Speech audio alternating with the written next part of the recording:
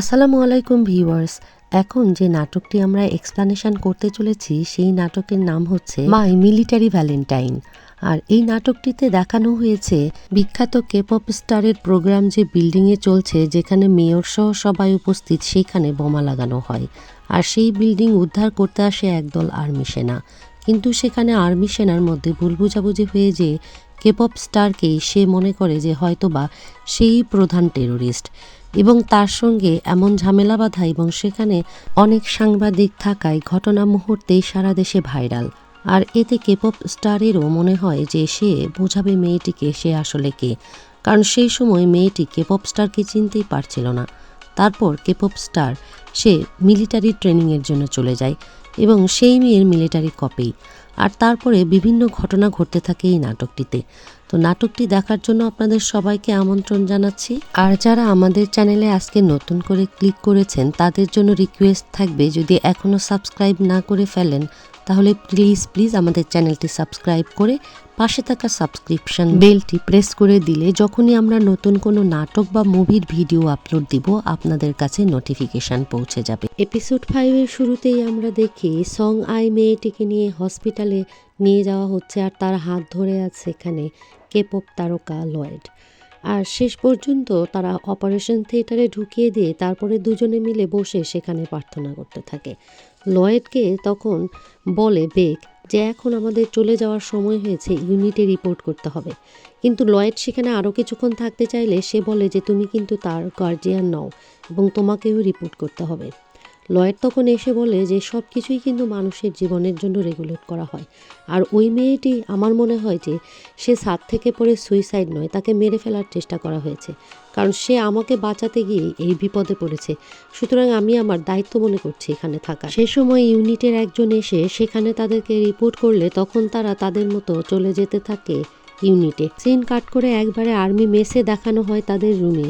কেউ বা সেখানে ফিজিক্যাল এক্সারসাইজ করছে, আর সেখানে নর্থ সাউথের আবারও সেই কথা কাটাকাটি শুরু হয়ে যায়। তখন জন এসে সেখানে বলে যে দেখো আমার নাম জন, আর আমাদের কিন্তু এখানে কোনো র্যাঙ্ক নাই, কারণ আমরা ইউনিফিকেশনে আছি এবং বিভিন্নজন বিভিন্ন টিম থেকে এসেছি।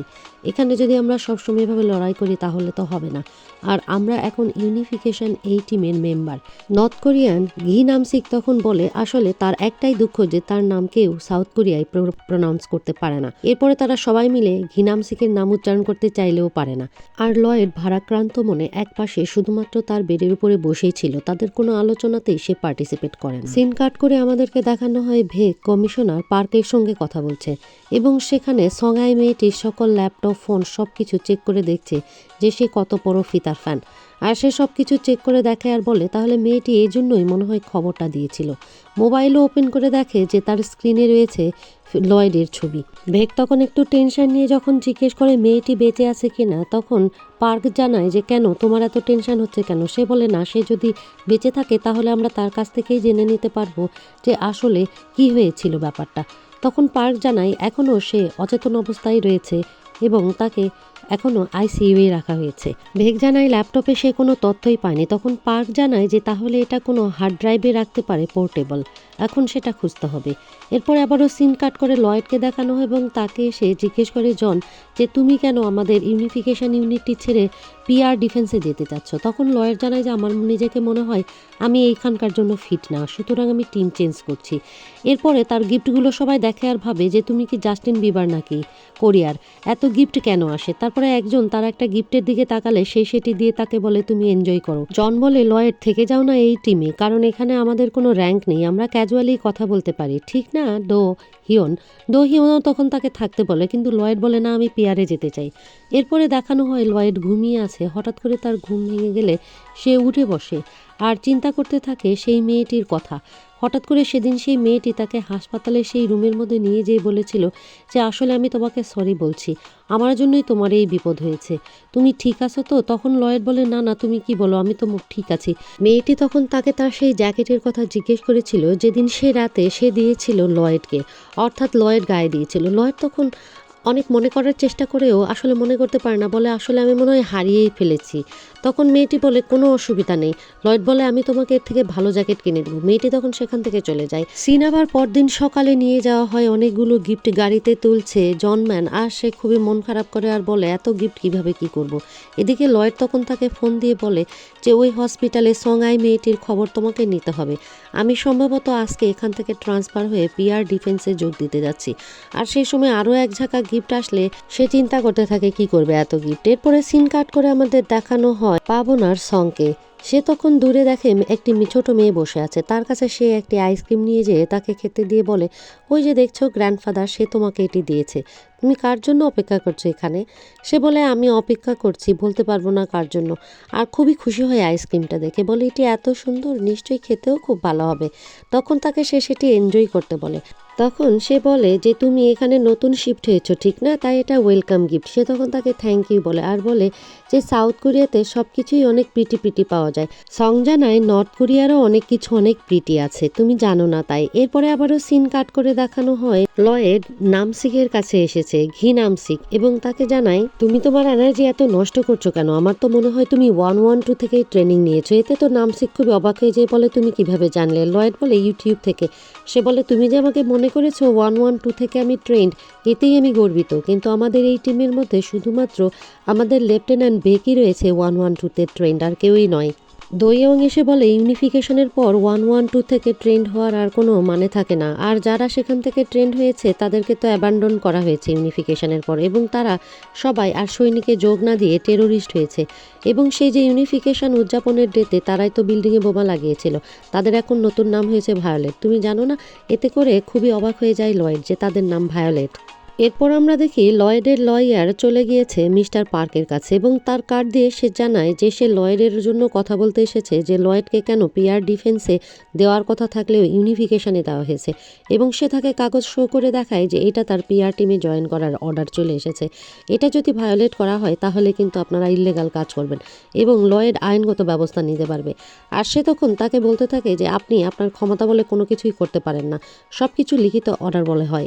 সে পার্কটা আরও জানায় যে আপনার কাছে কোনো রকম লিখিত অর্ডার ছাড়াই আপনি এরকম কোনো কিছু নিতে পারেন না। আমি অলরেডি ডিফেন্স মিনিস্ট্রিতে কথা বলেছি, তাদের কলামা রেকর্ড করা আছে, আমি কি শোনাবো আপনাকে। সে তখন বলে না, কোনো প্রয়োজন নেই। সোহিজি তার রুম থেকে বের হয়ে লয়েডকে ফোন দিয়ে জানায় যে কালকের মধ্যেই আপনি আপনার সেই পুনরায় আগের টিমে যেয়ে জয়েন করবেন পিআর ডিফেন্স ইউনিটে, আর এইখানে আপনার থাকতে হবে না। আমি এত দ্রুত এই কাজটি করতে পারবো ভাবতেও পারিনি। লয়েড তখন তাকে ধন্যবাদ জানিয়ে ফোন রেখে সোজা চলে যায় ভেকের রুমে। এরপরে ভেকে গিয়ে একেবারে স্যালুট করে জানায় আমি শুনেছি তুমি 112 থেকে ট্রেন নিয়েছো, নিশ্চয়ই তুমি হোম টাউন নিয়ে খুব ব্যস্ত, আর এখন নিশ্চয়ই সেজেগুজে যাচ্ছ তোমার বাচ্চার বাবার কাছে। সে তখন রেগে গিয়ে তাকে একটা লাথি দিয়ে বলে এটা তোমার কোনো বিজনেস নয়, তুমি এই কথা কেন জিজ্ঞেস করছো। বলে আমার ধৈর্যের পরীক্ষা নিও না। এরপরে সে ড্রেস নিয়ে চলে যেতে থাকলে তাকে রিকোয়েস্ট করতে থাকে আমাকে একটা লিভ পাস দাও প্লিজ, আমার দরকার। কিছুক্ষণ পর আমরা দেখি যে ভেকও যাচ্ছে এবং তার পিছে পিছে সেও যাচ্ছে। ভেক তো অনেক রেগে যায়, বলে তুমি কি আমাকে ফলো করছো নাকি। সে বলে না, আমি তোমাকে না, তুমি আমাকে ফলো করছো, এই দেখো আমি এখনই তোমার আগে চলে যাব। বলে সে তাকে পাস করে টপকায় তার আগে চলে যেতে থাকে। সে সময় ভেকের বোন দৌড়ে এসে মিরি তাকে জড়িয়ে ধরে বলে সিস্টার, আমি অনেকক্ষণ তোমার জন্য অপেক্ষা করেছি। আর লয়ের যখন শুনতে পায় যে তার বোন তাকে সিস্টার বলে ডাকছে, সে তো খুবই খুশি হয় যে তাহলে তারা সিস্টার, মা নয়। আর তার খুশি দেখে কে। সিন কাট করে স্বপন আর দম্পতিকে দেখানো হলে ফিমেল বলে যে জানো আমি কালকে লয়েডকে দেখেছি, আমার মনে হয়েছে, এবং আমি চাই আমার বাচ্চা দুটো যেন একেবারে দেখতে লয়েডের মতো হয়। আর লয়েড তো এখন ইউনিফিকেশনের জন্য কাজ করছে, সুতরাং সেটিও ভালো হবে। সে সময় সেখানে রেস্টুরেন্ট ওনার চলে আসে, তাদের সঙ্গে খাওয়াতে যোগ দেয় আর বলে এই সময় বাচ্চাকে হেলদি রাখার জন্য মাকে প্রচুর খেতে হয় এবং তাকে প্রচুর খেতে দেয়। তখন তারা তার ছেলেকে নিয়ে জিজ্ঞেস করলে সে আসলে মন খারাপ করে। এরপর আমাদের পাবে দেখানো হয় বার অ্যাটেন্ডেন্ট ড্রিঙ্কস সার্ভ করছে লয়েড এবং সুজিকে। সেই সময় সেইখানে তারা যখন ড্রিঙ্কস নিতেই যাবে বার ওনার চলে আসে সং, এবং সংকে যখন সে দেখে তখন তার আর সেইখানে থাকতে ইচ্ছা করে না। সং এসে বলে ও আপনার নাম কি যেন, লয়েড, নাকি অভয়? আপনাকে স্বাগত জানাচ্ছি আমার এই বারে। কিন্তু লয়েড তখন চলেই যাবে সিদ্ধান্ত নিলে সেইখানে হঠাৎ করে দেখতে পাই বেক এসে হাজির হয়েছে। আর ভেককে দেখে সে তখন আর ওইখানে যেতে চায় না, উল্টো বলে আমরা সবাই মিলে এক টেবিলেই বসি না কেন, এতে তাহলে একে অপরের সঙ্গে যোগাযোগ বাড়বে। কিন্তু সেখানে সং এবং ভেক বসতে চায় না এবং তারা যে তাদের সামনের টেবিলে বসে। আর সেখানে তখন তাদেরকে শুনিয়েই কথা বলতে থাকে লয়েড, একটু জোরে জোরেই।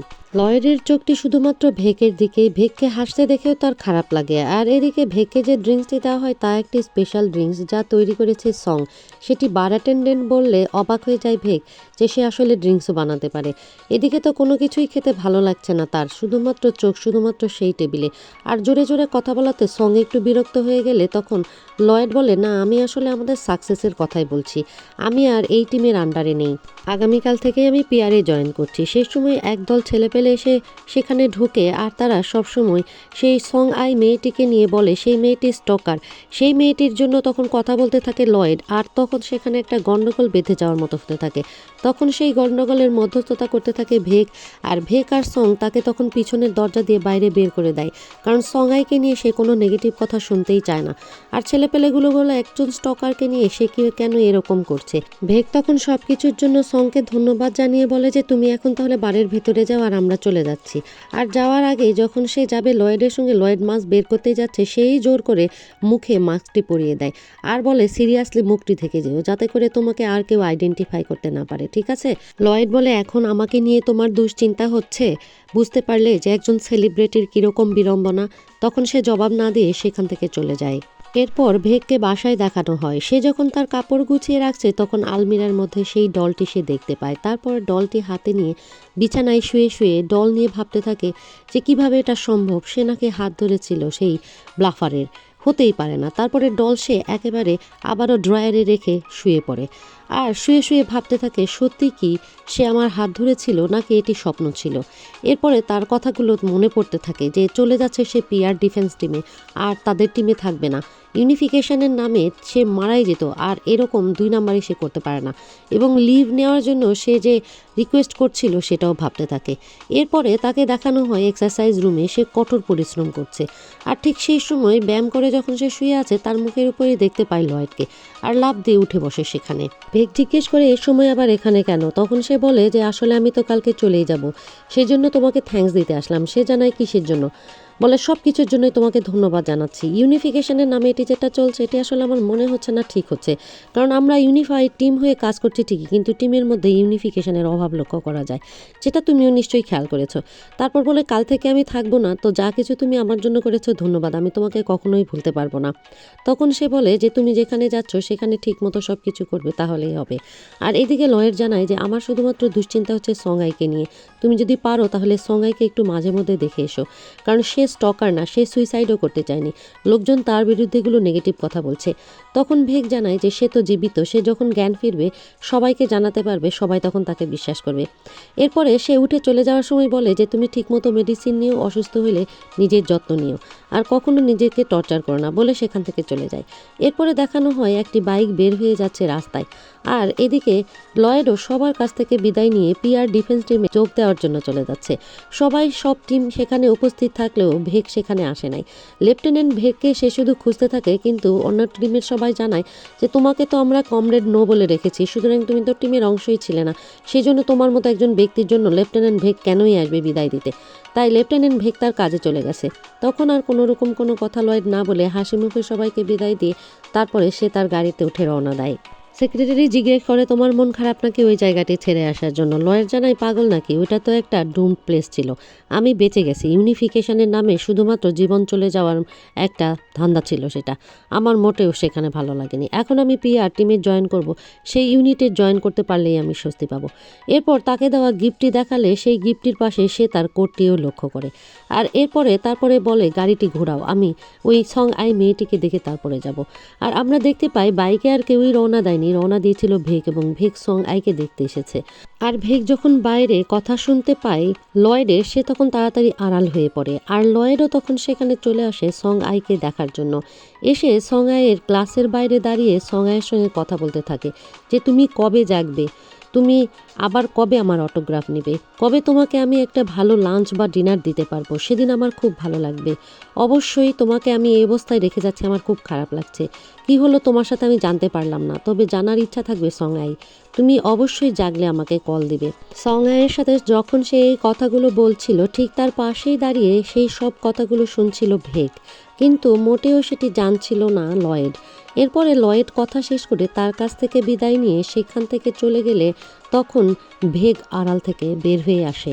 লয়েড ভারাক্রান্ত মন নিয়ে হসপিটালের বাইরে থেকে বের হবে, সেই সময় তাকে ডক্টর পাস করে গেলে আমরা দেখি এই ডক্টর আর কেউই নাই, যে সঙ্গাইকে মারতে চায় সেই ছেলেটি ডক্টর সেজে সে সঙ্গাইয়ের রুমে ঢুকলেই লাইট জ্বালিয়ে দেখে সেখানে বসা আছে লেফটেন্যান্ট ভেগ। আর সে তখন এক দৌড় দিতে থাকে ভেগকে দেখে, ভেগও তখন তার পিছে পিছে দৌড়াতে থাকে, একেবারে এক রামদৌড়।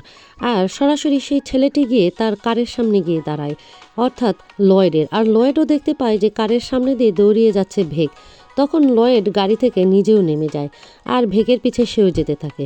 ভেগ যখন ছেলেটির পিছনে, তখন চারজন মিলে ভেগকে অ্যাটাক করলে ভেগ একাই সবাইকে মেরে একেবারে কুপকাত করতে থাকে।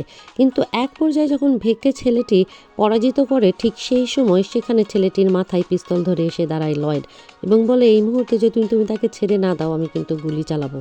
লয়েড বলে, সঙ্গাই মেয়েটি কি ক্ষতি করেছিল তোমাদের, কেন মেয়েটিকে তোমরা মারতে চাও, আর কেনই বা আমাকে, হোয়াই? আর এইখানে এই নাটকের 5 পর্ব শেষ করা হয়। পর্ব 6 এর শুরুতেই দেখানো হয় লয়েড বন্দুক তাক করে আছে, আর তাকে দেখে ছেলেটি বলছে, তুমি তো একজন তারকা, পারবে কি বন্দুকের গুলি চালাতে, নাকি তাও পারবে না, আবারও কি খেলনা পিস্তল নিয়ে এসেছো নাকি? বলে সে তার হাত থেকে পিস্তলটি কেড়ে নেয় এবং কেড়ে নিয়ে সাথে সাথে গুলি চালালেই গুলি বের হয় না, অর্থাৎ দেখা যায় আবারও খেলনা পিস্তল। আর সেই সময় সেখানে পুলিশের গাড়ির শব্দে শুনতে পেয়ে সবাই সচকিত হয়ে গেলে লয়েড বলে, আমি প্রিপারেশন নিয়েই এসেছি। তখন ছেলেগুলো সেখান থেকে দৌড় মারার আগে লয়েডকে একেবারে ধাক্কা দিয়ে ফেলে দেয়। আমরা দেখি আসলে লয়েডের এখানে সিকিউরিটি গার্ড সে এসেছে, সে গাড়িতে আসলে চালিয়ে দিয়েছিল পুলিশের সেই সাইরেনটি। লয়েড জানায় কেনই বা তারা এসেছে সঙ্গাই মেয়েটাকে মারতে, আমার সেটা জানতে হবে। তখন তাকে ভেগ বলে, তুমি তো নিজে চোখে দেখলে যে সিচুয়েশন কত খারাপ দিকে যাচ্ছে, যত তাড়াতাড়ি সম্ভব তুমি পিআর ডিফেন্সে চলে যাও এবং সেখানে যোগ দাও, এইখানে থেকে সব কিছু আমি সামাল দেব আর আমি জানার চেষ্টা করব। কিন্তু কি যেন মনে করে সে গাড়িতে উঠে মাথায় হাত দেয় আর চিন্তা করে সে কি করবে এবং তার মন পাল্টিয়ে ফেলে। এরপরে দেখানো হয় আবারও মেয়র সহ নর্থ সাউথের রিপ্রেজেন্টেটিভদেরকে।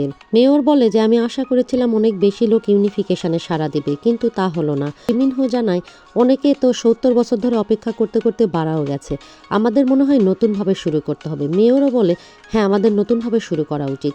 তখন লিমিনহো জানায় কেননা আমরা লয়েডকে দিয়ে এটি প্রমোট করি। পার্ক বলে সব কিছুই লয়েডকে দিয়ে তুমি করতে চাও, কিন্তু সে তো চলে গেছে ইউনিফিকেশন ছেড়ে। তখন সে জানায় যে না, সে ইউনিফিকেশনে এখনও আছে, সে চলে যায়নি। মেয়রকে সে জানায় তার আর আমার মধ্যে একটি চুক্তি হয়েছে এবং সে স্বেচ্ছাই করেছে। মেয়র বলে যা কিছু করবেন অর্ডারের মধ্যে থেকে করবেন এবং আপনার ক্ষমতার মধ্যে থেকে।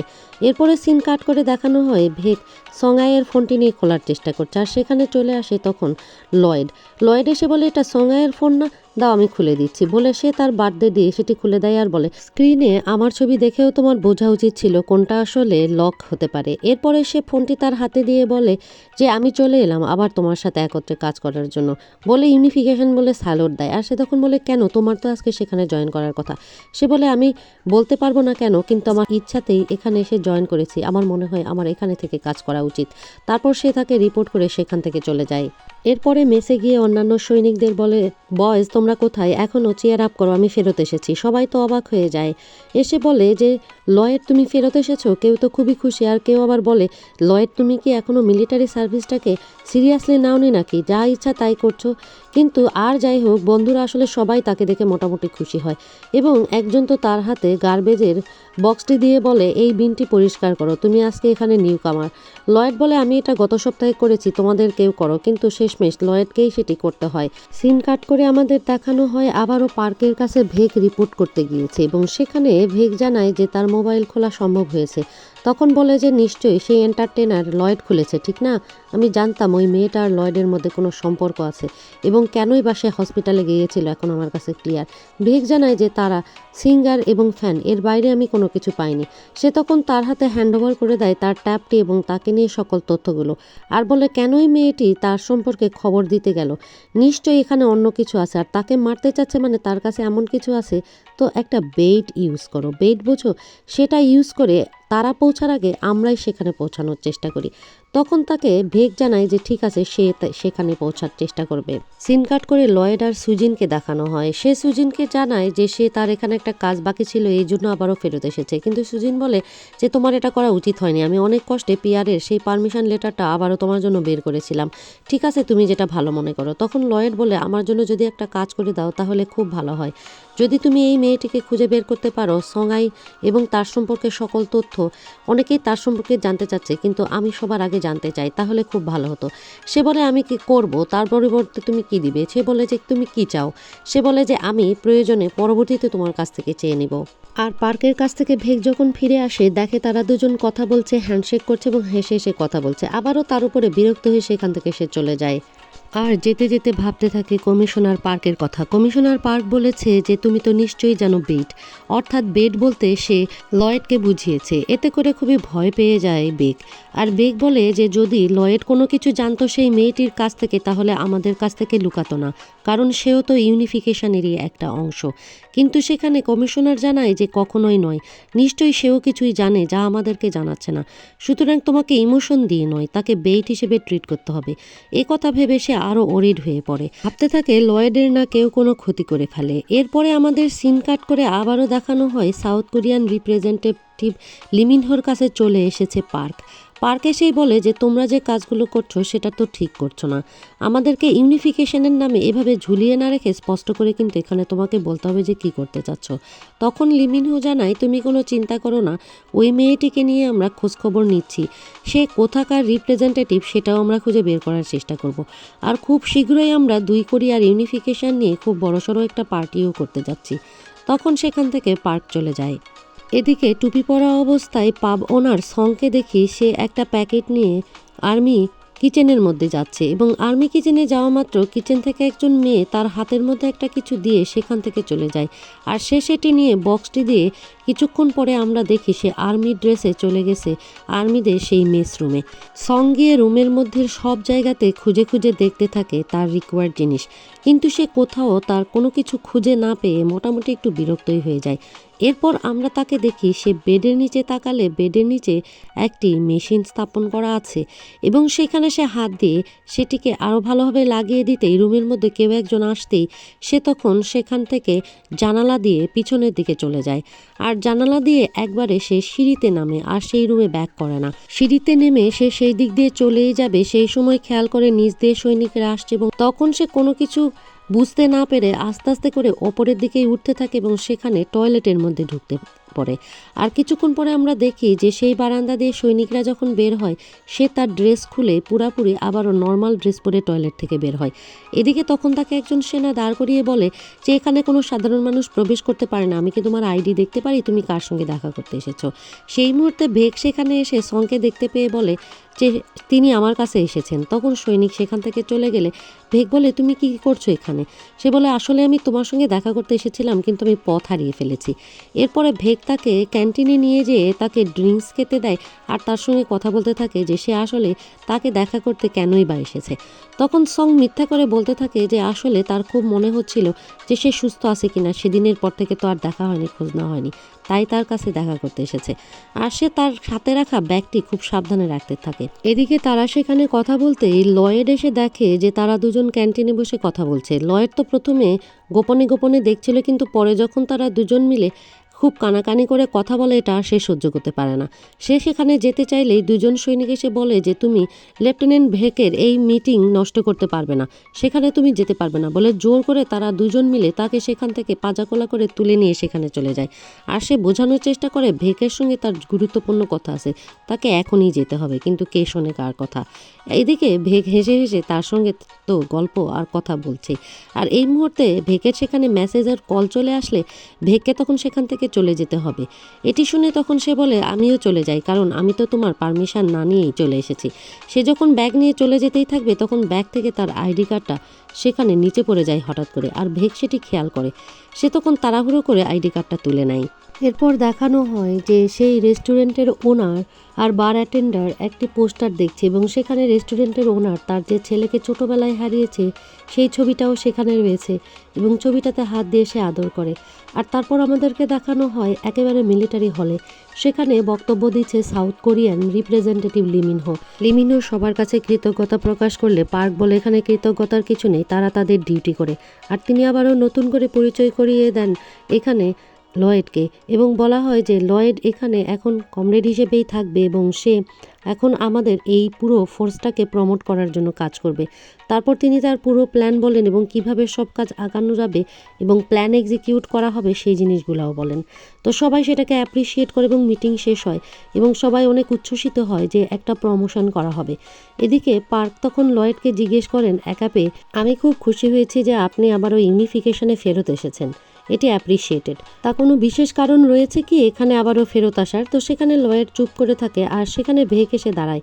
তো ভেক পার্কে একা পেয়ে জিজ্ঞেস করে যে এখানে পার্কের জীবনের ক্ষতি হতে পারে এবং আমাদের সিভিলিয়ানরাও মারা যেতে পারে, কিন্তু পার্ক বলে যে তোমাকে যে কাজের দায়িত্ব দেওয়া হয়েছে তুমি সেটাই করো, আর ইদানিংকালে তুমি সেই এন্টারটেইনারের অনেক বেশি খেয়াল রাখছো, তার জন্য শুধু চিন্তা হচ্ছে না সকল সিভিলিয়ানের। ভেক সেখানে সিনিয়রের কাছে চুপ করে থাকে আর কোনো জবাব দেয় না। এদিকে দেখানো হয় আমাদেরকে আবারও সেই পাবে সং জিহুন তখন খুব মারধর করছে সিয়ং থেকে। সিয়ং থেকে বলছে যে তোমাকে আমি বারবার বলেছি যে তুমি হুমজিকালি কোনো ডিসিশন নিও না, তোমার এরকম সিদ্ধান্তে আমাদের এই অর্গানাইজেশনের ক্ষতি হতে পারে। আর তখন তাকে এত মারধর করছে, সে মারধর নির্ভয় সহ্য করে যাচ্ছে। বলছে তুমি কি ভুলে গেছো যে কোন পজিশন থেকে আজ অর্গানাইজেশন এখানে উঠে এসেছে? সে বলে না বস, আমি ভুলিনি, আমার সব কিছু মনে আছে, এখন থেকে আমি আপনার সব কথা মেনে চলার চেষ্টা করব। আর সেখানে সং জিহুন বলে তাহলে এতদিন তুমি কেন এরকম করে বেড়াচ্ছ? এই মুহূর্ত থেকে আমি নতুন সিদ্ধান্ত দিচ্ছি যে লয়েডকে মেরে ফেলতে হবে। সে তখন বলে বস, লয়েডকে মেরে ফেললে তো সারা দেশ এখানে বিরোধিতা করবে।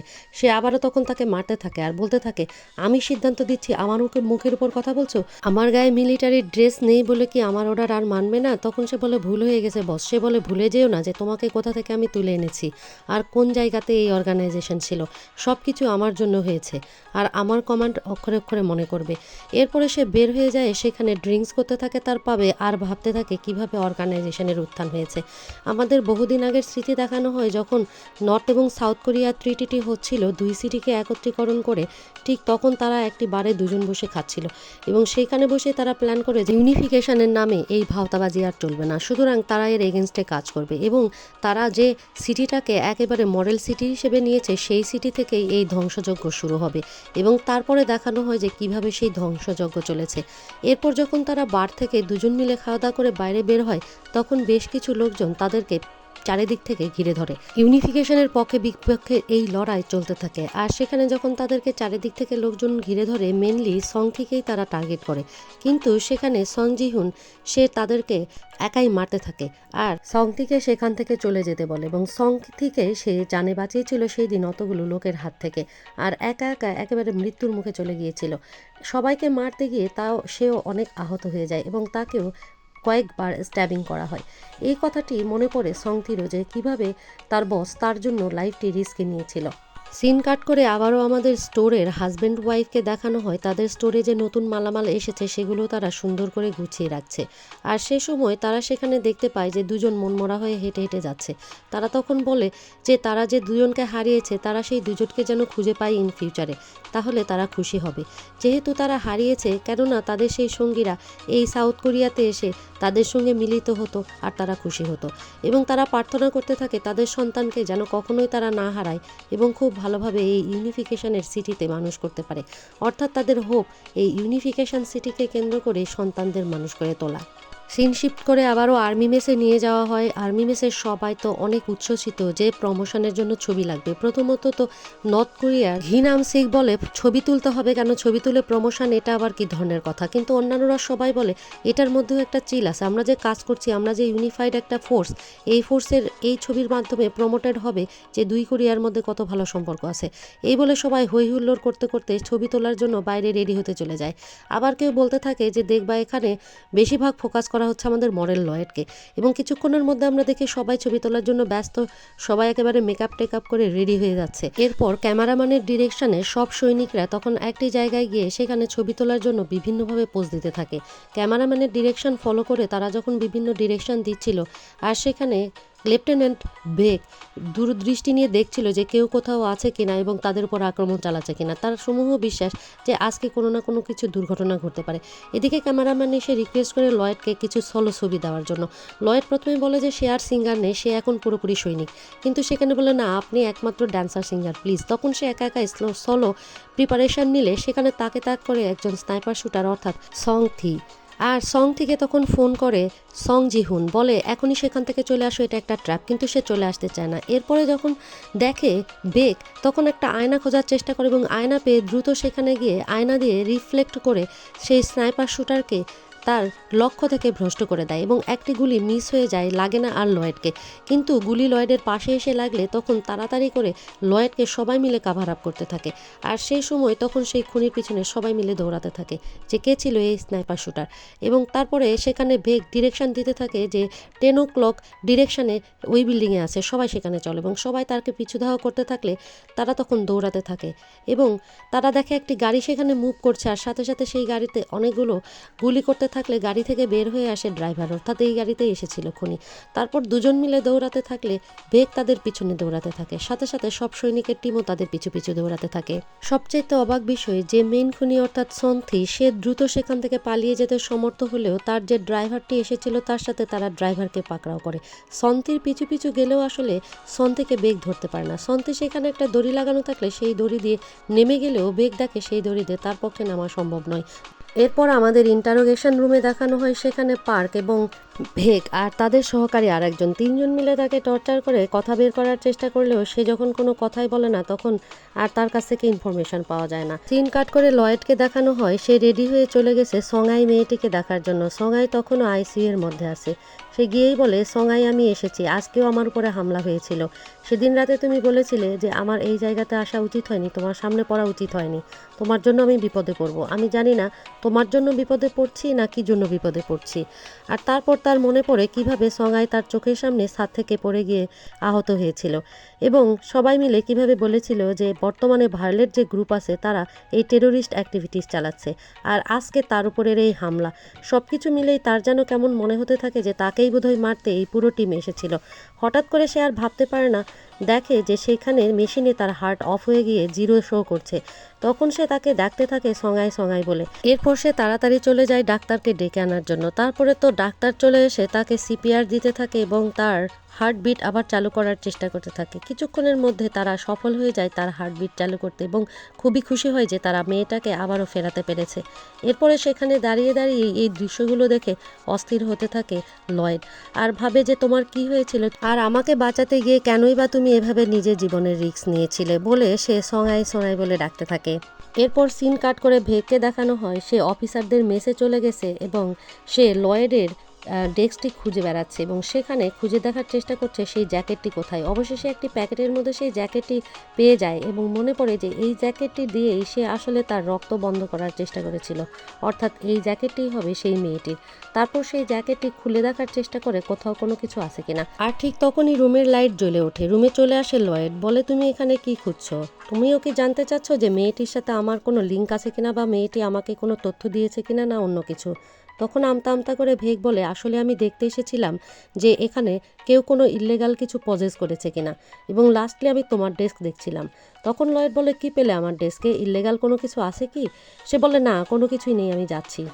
সিন কাট করে আবার সিওজিনকে দেখানো হয়। সিওজিন আসলে সেই জিনিসটি নিয়েই দেখছে যেটি লয়েড তাকে রিকোয়েস্ট করেছিল, অর্থাৎ সঙাইকে নিয়ে। আর তার মা বলে, তোমার মধ্যে অনেক বেশি পরিবর্তন দেখছি, এই প্রথম তুমি আমার সাহায্য ছাড়া অনেকগুলো কাজ একা একাই করেছো। সে বলে যে মা, আসলে আমার জীবনের পরিবর্তন আসতে শুরু করেছে কারণ আমার জীবনে কেউ একজন আসছে, ফাইনালি চলে আসলে আমি তোমার সঙ্গে তার পরিচয় করাবো। সিন কাট করে আবারও চলে আসে লয়েড আর ভেগের কাছে। তারা দুজন তর্কাতর্কি করছে। ভেগ বলছে যে সেই মেয়েটি আমাকে প্রোটেক্ট করতে এসেছিল কিন্তু আমি তার জন্য কোনো কিছুই করতে পারিনি, তাকেই আমার প্রোটেক্ট করার দরকার ছিল। তখন ভেগ বলে, কে কাকে প্রোটেক্ট করবে বা প্রোটেক্ট করার ক্ষমতা রাখে সেটা মনে হয় একটু ভেবে দেখলে ভালো হয়। এই কথাতে লয়েড বেশি রেগে যায়।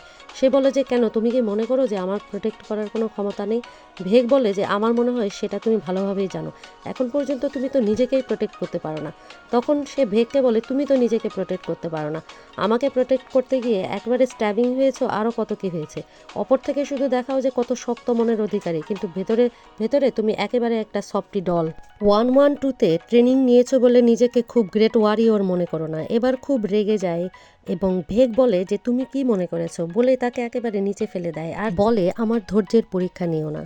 এতটুকু জেনেই মনে করো না আমার সম্পর্কে তুমি সব কিছু জেনেছো, আমার সম্পর্কে তুমি কোনো কিছুই জানোনি। কিন্তু সেখানে তখনও ভেগ সম্পর্কে সে যখন বলতে থাকে তখন ভেগ তাকে আরও পানিশ করতে থাকে আর সে সেখানে চিৎকার করতে থাকে। ভেগ বলে যে তুমি এই সব কিছু থেকে দূরে থাকো, না হলে তুমি নিজেকেই প্রোটেক্ট করতে পারবে না, যে কোনো সময় ওরা তোমাকেও মেরে ফেলবে। দেখছো না ফটোশুটেও তুমিই টার্গেট ছিলে। সে তখন আরও তাকে পানিশ করতে থাকলে আর এখানে এই নাটকের 6 নম্বর পর্ব শেষ করে ফেলা হয়। মাই মিলিটারি ভ্যালেন্টাইন নাটকটি যদি আপনাদের কাছে ভালো লেগে থাকে তাহলে আমাদের এই চ্যানেলটিকে সাবস্ক্রাইব করে পাশে থাকা বেল আইকনটি প্রেস করে দেবেন। তাহলে আমরা যখনই কোনো নতুন পর্ব আপলোড দেব আপনাদের কাছে নোটিফিকেশান পৌঁছে যাবে। আর এই নাটকটি প্রত্যেক সপ্তাহে আমরা 2টো পর্ব করে দেওয়ার চেষ্টা করব।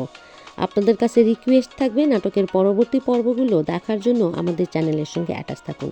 আর নাটকটি যদি আপনাদের ভালো লেগে থাকে তাহলে আপনাদের অবশ্যই একটি কমেন্টসও আশা করছি। আর অবশ্যই একটি লাইক দিয়েই নাটকটি দেখা শুরু করবেন। আপনাদের লাইক আর আপনাদের কমেন্টস পেলে আমরা মোটিভেটেড হই আরও ভালো ভালো এবং নতুন নাটক এক্সপ্ল্যানেশন করে চ্যানেলে দিতে। এতক্ষণ ধরে ধৈর্য ধরে আমাদের চ্যানেলের সাথে থাকার জন্য এবং নাটকটি উপভোগ করার জন্য আপনাদের সবাইকে অনেক ধন্যবাদ জানাচ্ছি।